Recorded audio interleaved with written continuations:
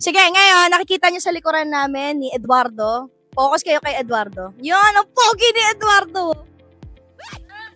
Wait lang, saglit lang. Aray, sa hair. Yan! Ngayon, ito, ang kaganapan natin, ito, Ford Raptor F-150, tama? F-150. Gagawin natin siya ng full exhaust system, quad tips. Ano masasabi mo, Eduardo? So yun, gagawa natin siya ng quad tips. Full exhaust. So guys, panoorin nyo kung anong gagawin ng mga poging dito, mekaniko. Yeah. So, yung mga nag-agree na pogi sila, comment down below if totoo. Sa mga hindi nag-agree na pogi kami dito, wag na kayo mag-comment. Bahala sa buhay nyo. Okay, eto na. Tatanggalin na natin ang... Actually, natanggal na nila yung stock. Natanggal na nila yung stock downpipe. Nakikita nyo, mamaya pakita na lang natin kung ano itsura ng stock downpipe. Kasing laki ni Marian. Kapag nakaganon, no, pwedeng ipasok si Marian doon. Huwag ka magko-comment. Wala kang karapatang mag-comment. Ngayon, ikaw na. So yun guys, good afternoon. Tama, good afternoon. Welcome to kay Racing Muffler. So ngayon guys, ipapakita namin sa inyo kung paano kami mag-full exhaust ng Ford Raptor F-150. So ngayon guys, natanggal na namin yung pinaka downpipe niya, stock pipe. So kung gusto niyo makita yung downpipe na tapos na, sunod kayo dito.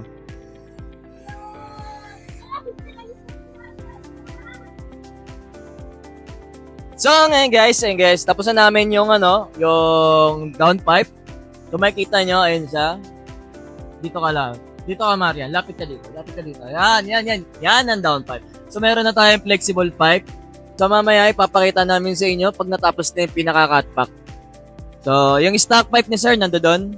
Ayan, si Kuya Pilonyo, ayun yung trending. Yan. So, yun guys, yun lang muna sa ngayon. Mamaya ipapakita namin sa inyo yung finished product namin. Tsaka yung sa kabila, yung Mirage G4. Yan yung namin ngayon, cutback. So, tapos na namin yung cutback, axle back na lang dun sa kabila. So, mamaya focus tayo dito. So, yun na lang guys, mamaya na lang. Bye-bye. So, good afternoon guys. Welcome to Kay Racing. I'm back again. So, ngayon guys, tapos na natin gawin yung pinaka-cutback niya. So, makikita naman niyo guys, meron na tayong bracketing. Makikita niyo yung bracket natin. So, pag nasa bracketing, so magpe-prefer naman tayo ngayon ng Y-pipe. So, ito yung preparation natin ng Y-pipe. Ito tayo, Marian. So, kung pupwesto ka dito, Marian, makikita mo ito. So, mamaya, bali ang next na gagawin namin is mag-a-align naman kami ng banda rito. So, after nun, bracketing muna kami ngayon. Tapos mamaya, papakita ko na sa inyo yung Y-pipe. So, yun na. Balik na tayo mamaya. So, good afternoon guys. Welcome to Kay Racing again. So, ngayon may tanong si Marian kung ba't natin binababa ang mga Ford Raptor. So, ang ko lang dyan, sagot ko lang dyan. Kasi pag tinaas natin siya, guys, pag nakataas lang natin siyang in-align, magkakaroon tayo ng mga pagkakamali dyan. Kasi dahil sa yung suspension niya is masyadong malaki, tsaka mabigat yung gulong, so nababanat yan. So, ginagawa namin ngayon guys, bago namin yung alignment, binababa namin siya para makita namin yung mga tamang alignment para kung may sasabit pa siya shock or wala. So, mamaya ipapakita namin sa inyo yung ilalim niyan para makita nyo yung difference. Siyempre, alam na ninyo yan. Tinawa. Yan ang marketing team ng Kay Racing Muffler. Nakita niya, nakadapa pa. Ano tinitignan mo dyan, Marian? Nakita ko sa kanya yung alignment. Paano po magsa-soundcheck mamaya? Kung paano magsa-soundcheck. Okay. So ngayon guys, kakabit na natin yung isa sa mga Y-pipe ni sir. So, ang ginamit namin ditong muffler support is flat belt. So kung makikita nyo, naka-flat belt yan. Tsaka minake sure namin na matibay, kaya dalawang patong yan. Matibay yan. Mas matibay pa yan kaysa sa relasyon nyo.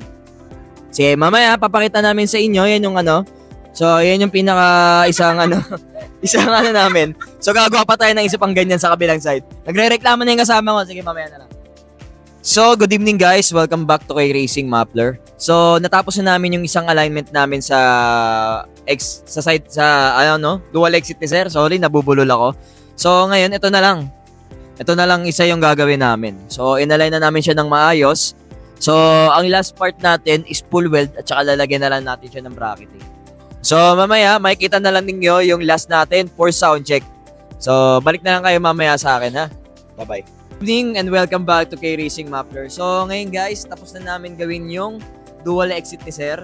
So, ngayon, ang ginagawa na lang is tinatanggal natin yung pinaka-cutback para lalagyan na lang natin siya ng beta gray para iwas singaw. So, punta tayo dito guys. Saan? Mamaya na tayo dyan sa ilalim kasi medyo mahirapan yung camera girl natin eh. So, ito guys, makikita ninyo guys, ito na yung pinaka dual exit ni sir. Kintab, no? So, yan na yan. So, quad tip siya. So, mamaya, ito na yung mga bracketing niya. Mamaya, ayusin na lang natin yan. Titig-weld natin yan. Gagandaan natin yung pagkano. So, yun guys, makikita nyo yung gawa ng K-Racing, pulido. Tapos mamaya, makikita nyo rin yung pinaka, o nga pala, yung stock pipe pala ni sir, ng sasakyan ni sir. So, naka-single lang siya. Sakit ng single. Tapos yan.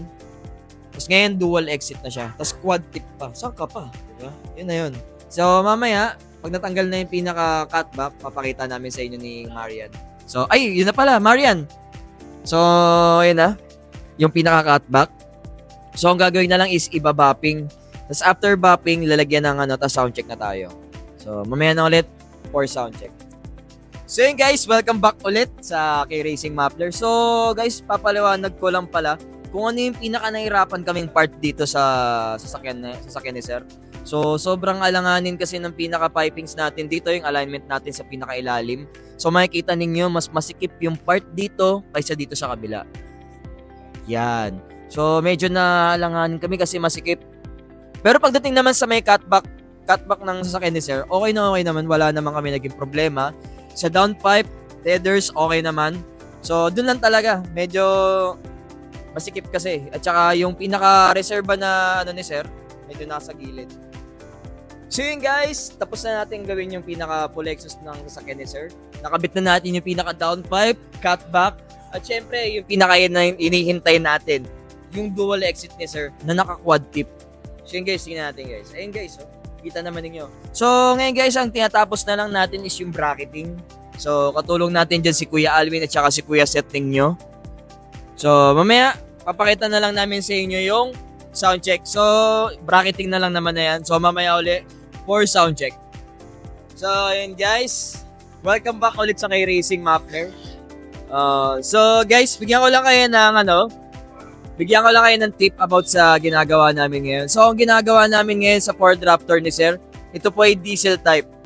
Tapos meron naman kaming full exhaust sa mga Honda Civic, sa mga Toyota Vios. So, guys, kung magpapagawa kayo guys, check nyo muna kung diesel type or gas type yung pinakasasakyan ninyo. Kasi pagdating sa gas type, kahit tanggalin nyo lang yung pinaka-silencer niya is okay na siya. Tapos pwede siyang may muffler. Unlike sa diesel, pag nilagyan siya ng muffler, hindi siya masyadong matunog. O may tunog siya pero hindi siya katulad ng sa gas type. So, mas preferred namin na sinasuggest sa customer, lalo na pag diesel type yung sasakyan, is tailpipe na lang. So yun guys, sa mga ibang tips, punta lang kayo dito para mapaliwanag namin sa inyo kung ano yung mga dapat ninyo matutunan pagdating sa sasakyan ninyo. So yun lang guys, dito lang kami matatagpuan sa K-Racing Muffler sa Marikina. So, makikita na lang ninyo sa page namin yan. So guys, thank you ulit and good evening and good night.